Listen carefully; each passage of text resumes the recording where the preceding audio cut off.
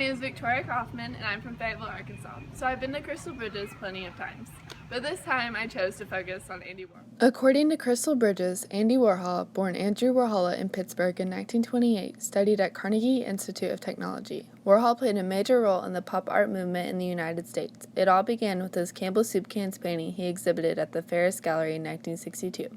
He was obsessed with mass consumption and is even quoted in A History of Western Art saying, "I want to be a machine."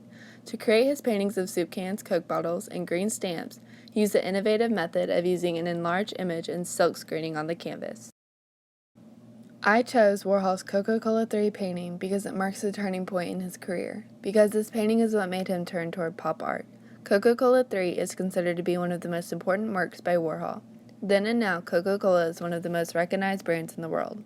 Warhol used universal imagery such as his Coke bottle and soup cans to connect to the public.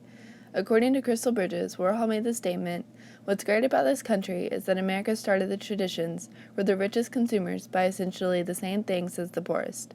You can be watching TV and see Coca-Cola, and you know that the president drinks Coca-Cola, Liz Taylor drinks Coca-Cola, and just think, you can drink Coca-Cola too. A Coke is a Coke, and no amount of money can get you a better Coke than the one the bum on the corner is drinking. All the Cokes are the same, and all the Cokes are good.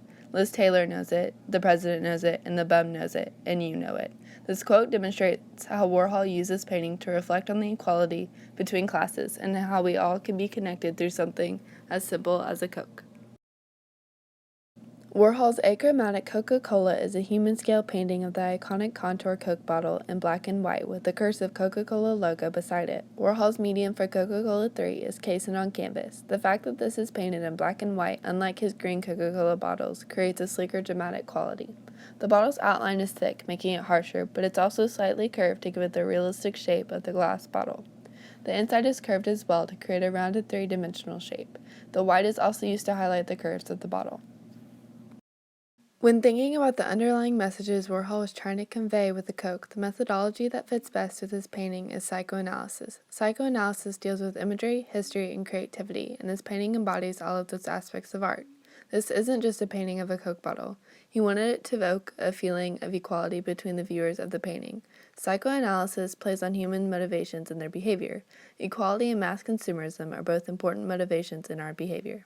Coca-Cola 3 is one of the most important pieces in pop art history. Pop art isn't exactly a homogeneous classification because of artists' wide range of imagery and how their techniques differ. Pop art debuted in London and emerged in the United States and New York in 1962 when Coca-Cola 3 was painted.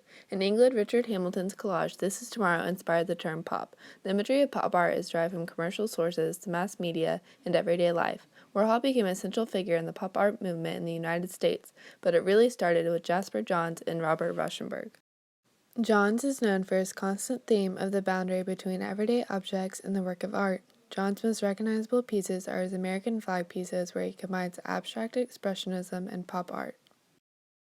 Robert Rauschenberg, like Warhol, used the silkscreen method to create Radioactive 1, a perfect example of pop art. Rauschenberg used newspaper images and current events, which are features of pop art. Johns and Rauschenberg were two of the first artists to involve aspects of pop art in their works, but Warhol is the artist that was the catalyst to this movement. Warhol gravitated towards using monumental commercial images and iconic celebrities such as Elvis, J.F. Kennedy, and Marilyn Monroe in his works. This work is different from a lot of those images though. It's not colorful, it doesn't use repetition, and it was actually painted instead of using the silkscreen method. This painting was inspired by mass consumerism because it is one of the most recognizable brands in the world. I chose Coca-Cola 3 because it's different from typical pop art that you see of his. Warhol was such an impactful and famous artist in the pop art movement.